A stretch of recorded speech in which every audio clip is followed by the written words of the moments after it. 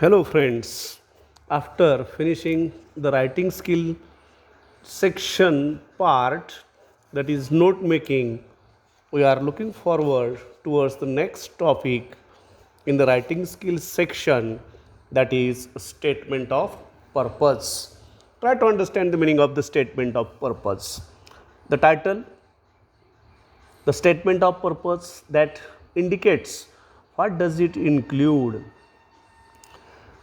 Purpose means aim, हेतू. Statement of purpose, आपला हेतू जो आहे त्या हेतूबद्दल केलेलं स्टेटमेंट, विधान. आपल्याला जो गोल, जे ध्येय साध्य करायचं आहे ते ध्येय साध्य करण्याकरता जे स्टेटमेंट करतो, जे विधान करतो, जे लेखन करतो आपण, it is called statement of purpose. Means here what we want to achieve in our future. For that purpose, for that aim, we are going to describe some top kind of qualities in us. That presentation of our own qualities in a good manner, perfect manner, it is described as a statement of purpose. Now let us see here. On page number 153 of the textbook, you have to keep open the textbook in front of you for better understanding. Let us see here the first page, that is icebreakers. Match the professions with the desired qualities. Desired qualities, अपेक्षित qualities, गुणधर्म. Profession ते match करायचं आहे. आता बिझनेसमॅनला कुठले qualities असायला पाहिजेत? इथं लेफ्ट साईडला बिझनेसमॅन दिलेलं आहे, त्यानंतर त्याच्या पुढं बिझनेसमॅन, त्याचे क्वालिटीज कुठल्या असतील? इथं पुढं क्वालिटीज दिलेल्या आहे सगळ्या. These are the qualities. We have to select good qualities of businessman. What are the good qualities? Here professions are given and here qualities are given. What are the qualities of businessman? Businessman consists the qualities of convincing, selling, risk taking. Convincing, selling, risk taking. Convincing, आपल्या कस्टमरला businessman काय करतो? Convince करतो, खात्री पटवून देतो. Selling, विक्री करतो. रिस्क टेकिंग, आणि बिझनेसमध्ये रिस्क तो स्वीकारत असतो. Then the next one, that is artist. आर्टिस्टच्या कुठल्या क्वालिटीज आहेत बघा? आर्टिस्ट, कलाकार, की त्याच्याकडे ह्या क्वालिटीज आहेत बघा. डी, इमॅजिनेटिव्ह, कलाकार असल्याकडे तो कल्पनाशक्ती असायला हवी. क्रिएटिव्ह, नवनिर्मिती करणारा असावा. त्यानंतर thinking out of the box, जरा हटके विचार करणारा असावा. These are the qualities that the artist must have. Then comes advocate. Advocate, lawyer, वकील. वकिलाकडे कुठल्या क्वालिटीज अपेक्षित आहे या ठिकाणी? तर last point, that is logical. Logical, तर्कशास्त्रीय. त्यानंतर रिझनिंग, कारण सांगणारा, कारण, त्याच्या पाठीमागचं कारण, हे असं का घडलं वगैरे. ओरॅटरी, ओरॅटरी, स्पीकिंग स्किल त्याच्याकडे असावं. क्रिटिकल थिंकिंग, क्रिटिकल थिंकिंग, समीक्षात्मक विचार करण्याची पद्धत. These are the qualities that the lawyer or advocate should have.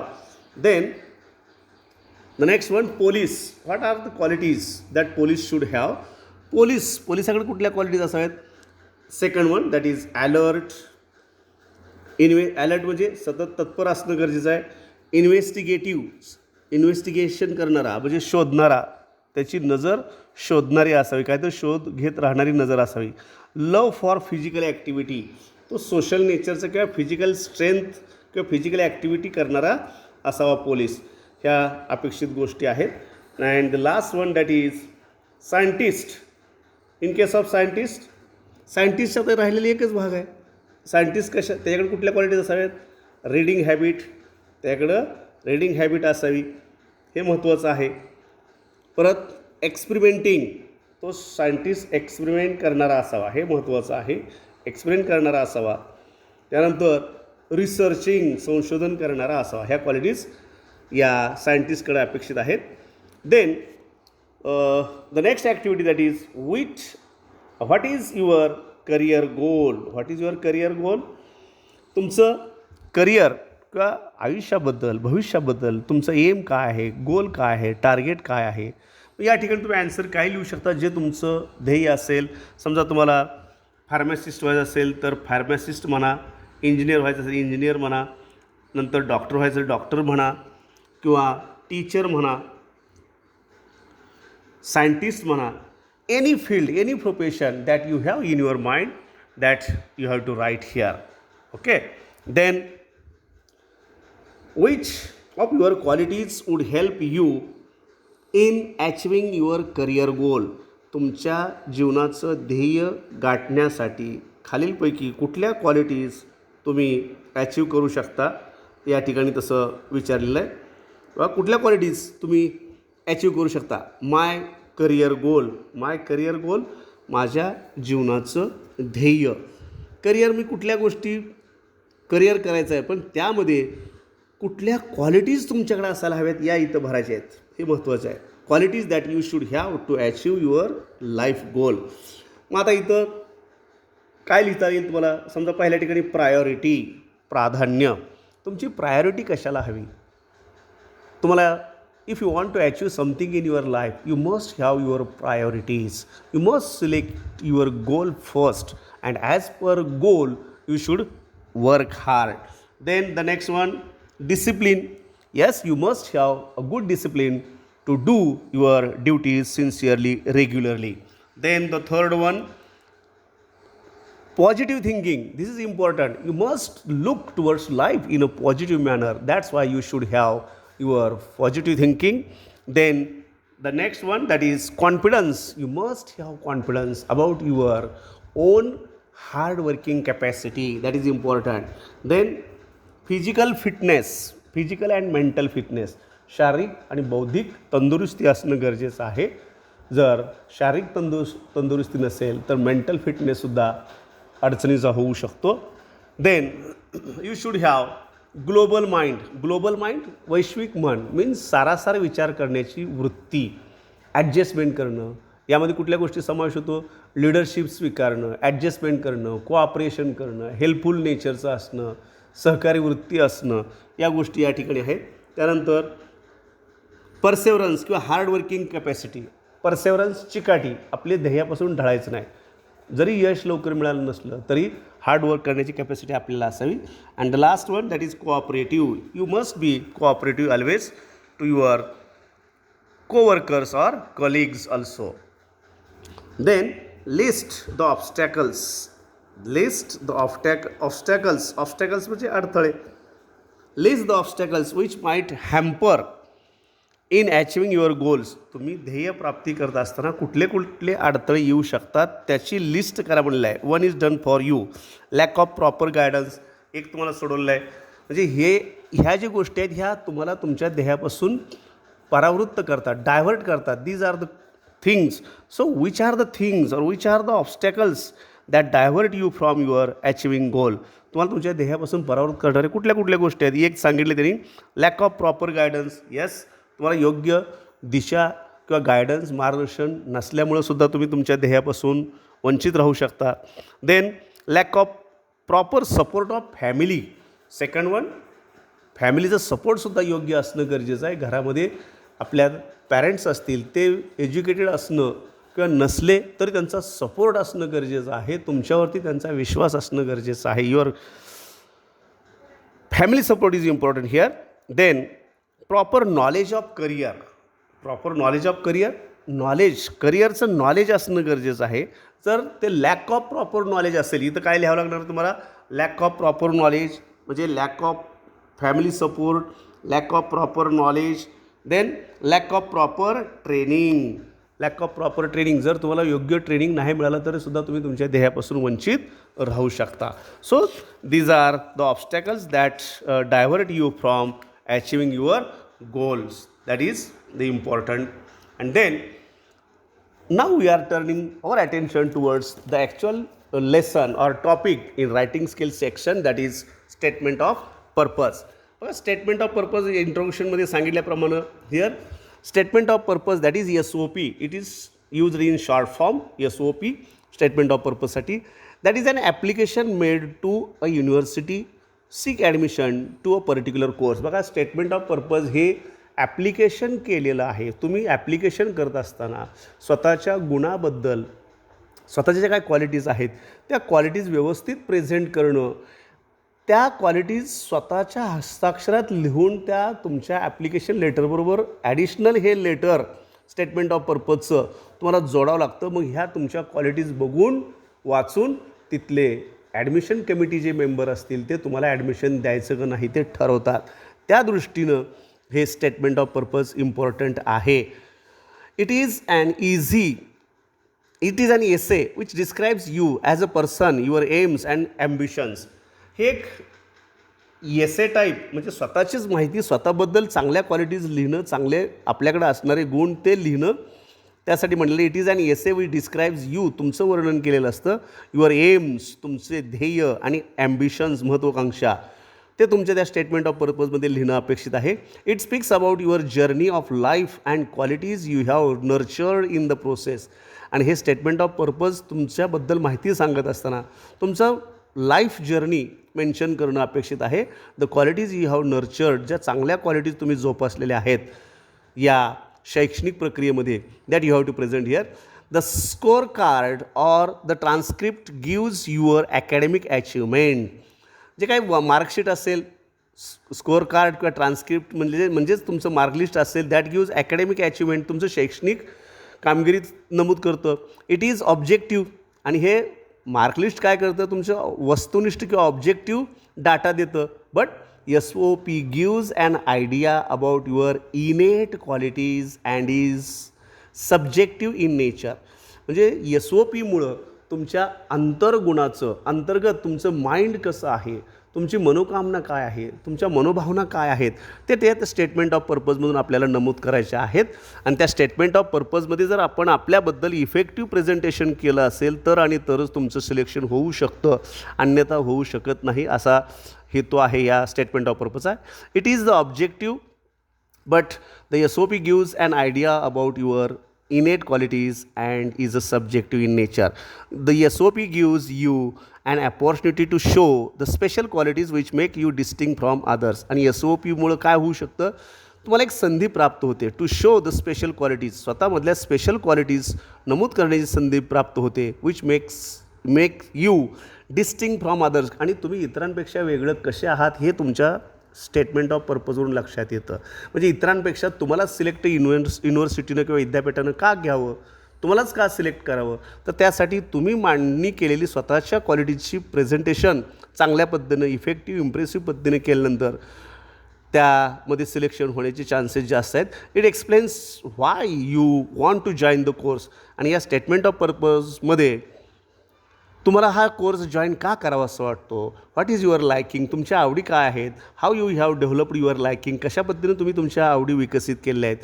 It justifies how you will be able to achieve your aim. आणि हे स्टेटमेंट ऑफ पर्पज तुमचं स्पष्टीकरण देतं की तुम्ही कशा पद्धतीनं तुमचं ध्येय किंवा एम अचीव करण्याची इच्छा बाळगता. It also explains why you have selected a particular university. आणि यामध्ये तुम्ही हीच युनिव्हर्सिटी किंवा हे विशिष्ट विद्यापीठच का सिलेक्ट केलं, हा हेतूसुद्धा तुम्हाला नमूद करावा लागतो.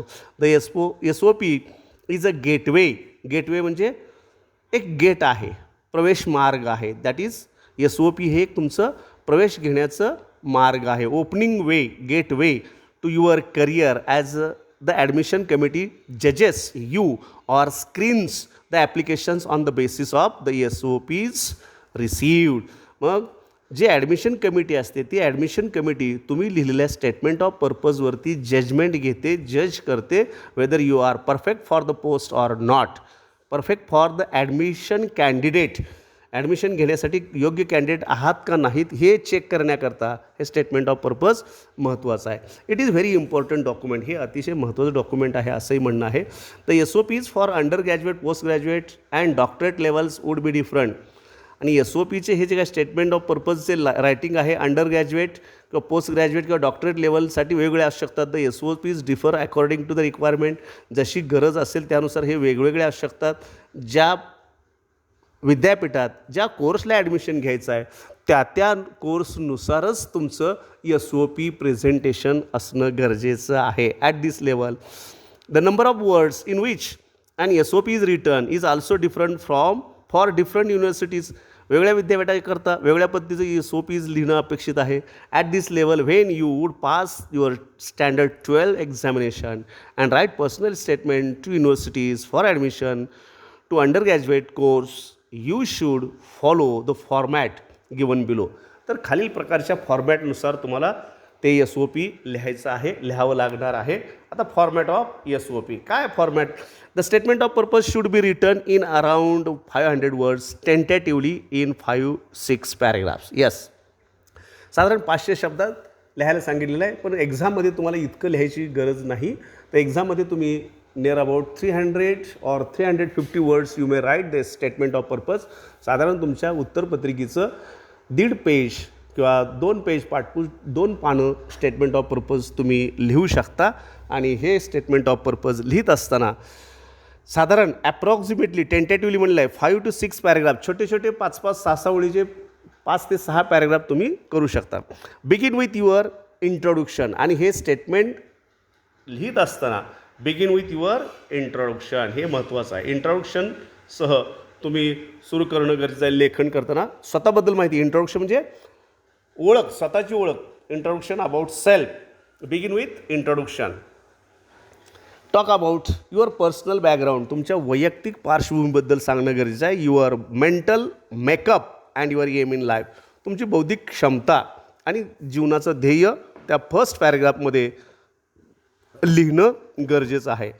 The second paragraph should speak about why you wish to join this specific programme course your area of interest.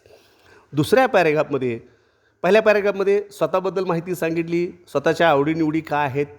आणि दुसऱ्या पॅरेग्राफमध्ये मात्र की तुम्हाला हाच कोर्स, हा विशिष्ट कोर्स का घ्यायचा आहे, तुम्ही त्या कोर्सनंच कसं झपाटलेलं आहात, लहानपणापासून त्याच्याशी रिलेटेड तुम्ही काय काय करत आलेला आहात, त्याच कोर्सला काय ॲडमिशन घ्यायचं आहे, या संदर्भात सेकंड पॅरेग्राफ असावा.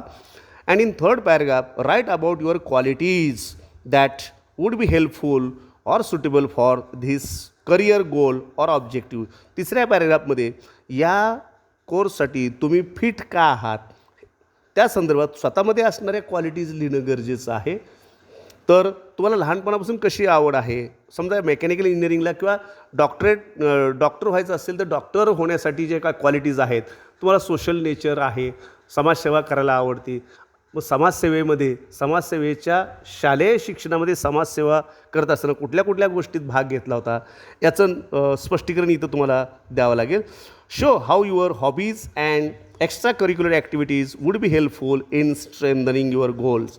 तुमच्या जे काय हॉबीज आहेत किंवा एक्स्ट्रा करिक्युलर ॲक्टिव्हिटीज म्हणजे अभ्यासेतर इतर ॲक्टिव्हिटीमध्ये तुम्ही कसं पार्टिसिपेट होत होता शालेय शिक्षणामध्ये, की ज्यामुळं तुम्ही याच कोर्सला योग्य आहात हे स्पष्ट करून सांगण्याचा हेतू या ठिकाणी आहे.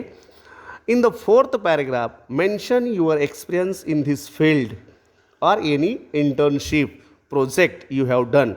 चौथ्या पॅरेग्राफमध्ये तुमचा अनुभव, या क्षेत्रातला अनुभव तुम्ही नमूद करायचा आहे.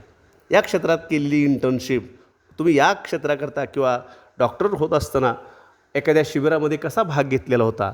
समजा रक्तदान शिबिर कुठं आयोजित केलं गेलं असेल, तुम्ही जरी रक्तदान केलं नसलं तरी त्या ठिकाणी व्हॉलंटियर म्हणून एक स्वतःहून स्वयंसेवक म्हणून कसं पार्टिसिपेट झाला होता आणि ते शिबिर योग्य पार पाडलं होतं, त्या संदर्भात तुम्ही या ठिकाणी इन्फॉर्मेशन स्वतःबद्दल देऊ शकता. You can put the information about what way that you took part as a volunteer in that camp. And then you can state something which makes you distinct from the other applicants. तुम्ही इतर ॲप्लिकंट्सपेक्षा म्हणजे application करणाऱ्या विद्यार्थ्यांपेक्षा how you are distinct from. Distinct म्हणजे वेगळं कसं, तुम्ही हटके कसं आहे, वेगळी स्पेशल क्वालिटी तुमच्यामध्ये कशी आहे हे सांगण्याचा प्रयत्न करणं. In the concluding paragraph, concluding means last paragraph, concluding means here last paragraph. In the concluding paragraph state how admission to this particular course university would be beneficial to you and how you look at it from a long term career perspective. आणि या ठिकाणी admission घेतल्यानं ते तुम्हाला कसं beneficial किंवा फायद्याचं आहे, किंवा तुम्ही किती दिवसापासून किंवा कसं तुम्ही झपाटलेला आहात, किती काळापासून हाच कोर्स मिळवण्यासाठी तुमचं ध्येय आहे, स्वप्न आहे, हे कधीपासून ठरवलं आहे या संदर्भात लास्ट पॅरेग्राफमध्ये तुम्ही स्वतः प्रेझेंट करू शकता. Write the statement of purpose in a clear and lucid language. एक स्पष्ट आणि सिम्पल वर्ड्समध्ये, लुसिड म्हणजे सिम्पल लँग्वेजमध्ये लिहिणं गरजेचं आहे. Do not make spelling and construction mistakes. हे महत्त्वाचं आहे. हे स्टेटमेंट ऑफ पर्पज लिहित असताना स्पेलिंगच्या चुका व्हायला नको आहे, वाक्यरचनेच्या चुका व्हायला नको आहे. त्या झालेल्या चुकावरून तुमची क्वालिटी, तुमचा दर्जा त्या ॲडमिशन कमिटीच्या लक्षात येऊ शकतो. त्यामुळे त्या स्पेलिंगमधल्या वाक्यरचनेला चुका व्हायला नको आहेत. You should be convincing. तुम्ही त्यांना खात्री पटवून देणारे असायला हवेत. Show determination in your career. तुमचं त्या ठिकाणी डिटर्मिनेशन, त्या ठिकाणी जे काय ध्येयानं तुम्ही झपाटलेलं आहेत, निश्चितता, ती तुमच्या प्रेझेंटेशनमध्ये दिसून आली पाहिजे. Your purpose of choosing this particular course and university should be in accordance with your career. आणि या करिअरच्या दृष्टीने तुम्ही तीच युनिव्हर्सिटी कशी निवडत आहात आणि ते योग्य कसं आहे, हे याचं स्पष्टीकरण देणं अपेक्षित आहे. Remember that your personality is reflected through this. आणि हे लक्षात ठेवा की तुमची पर्सनॅलिटी यातून रिफ्लेक्ट व्हायला हवी, प्रतिबिंबित व्हायला हवी, की जेणेकरून हे स्टेटमेंट ऑफ पर्पज, हे जे काय कव्हरिंग लेटर आहे ॲप्लिकेशन लेटरवर, हे जे तुम्ही स्वतः लिहिलेलं स्टेटमेंट ऑफ पर्पज आहे, हे वाचन करून ॲडमिशन कमिटी तुम्हाला ॲडमिशन देण्याचा विचार निश्चित करू शकते. त्यानंतर पॉईंट्स टू रिमेंबर बघा. Write the SOP in clear and easy to understand. हे लिहित असताना स्पष्ट आणि इझी टू अंडरस्टँड शैलीत लिहिणं गरजेचं आहे. Be careful to avoid mistakes in spelling, grammar. Fact must be presented in a convincing manner. ज्या वस्तुस्थिती आहेत, तुम्ही ॲचिव्ह केलेल्या गोष्टी आहेत, त्या कन्व्हिन्सिंग मॅनर म्हणजे खात्रीलायकरित्या त्या पद्धतीनं मांडणी करणं गरजेचं आहे. The link between the course you want to pursue and your career clear. ही तुम्ही ॲडमिशन घेत असणाऱ्या कोर्ससाठी आणि तुमच्या असणाऱ्या इच्छा, तुमच्याकडे असणाऱ्या क्वालिटीज, याच्यामध्ये योग्य लिंक साधलेली असावी. Highlight your qualities and life experience in such a way. तुम्ही तुमच्या असणाऱ्या क्वालिटीजला हायलाईट करणं म्हणजे महत्त्व देणं, अधोरेखित करणं गरजेचं आहे. In such a way that your application unique turn and tenor. तुमचं ॲप्लिकेशन हे युनिक, एकमेव पद्धतीच्या टोन आणि टेनर म्हणजे रोख आणि स्वरामध्ये असणं गरजेचं आहे. Be straight forward and transparent. सरळ सरळ आपले विचार मांडणारे तुम्ही असायला हवं. ट्रान्सपरंट म्हणजे क्लिअर, अगदी सुस्पष्ट पद्धतीनं तुम्ही तुमचे विचार मांडणारे असायला हवं. The judging committee who screens the qualities applications comprise very experienced people and any capacity in writing will prove to be a disadvantage. म्हणजे आपल्याबद्दलची त्या कमिटीला, आपलं सिलेक्शन करण्यामध्ये त्या कमिटीला कुठलीही अडचण येणार नाही याचा विचार तुम्ही करणं गरजेचं आहे. This is important for all of you. So mind it about statement of purpose. After this here one example is given. Even on the textbook page number 155, sample statement of purpose is already given. I will not give you the photography of that sample statement of purpose. Textbook page number 155, 155 पेजवरती sample statement of purpose दिलेलं आहे. Sample म्हणजे नमुना दिलेला आहे. Statement of purpose कसं लिहायचं हे 155 पानावरती दिलेलं आहे. आणि दुसरं सॅम्पल 156 पानावरती सुद्धा दिलेला आहे. आणि तरीसुद्धा तुम्हाला या ठिकाणी ॲक्टिव्हिटी म्हणजे ब्रेन स्टॉर्मिंग ॲक्टिव्हिटीमधलं एक नमुना म्हणून या ठिकाणी तुम्हाला दिलेला आहे. तर याच्याकडे तुम्ही दुर्लक्ष करू नका. हे व्यवस्थित लिहून काढा, वाचून घ्या, समजून घ्या. आणि यातले डिफिकल्ट वर्ड्ससाठी तुम्ही डिक्शनरी फॉलो करू शकता. खाली डिफिकल्ट वर्ड्सचं डिक्शनरी देण्याचा प्रयत्न केलेला आहे. You may follow dictionary for better understanding.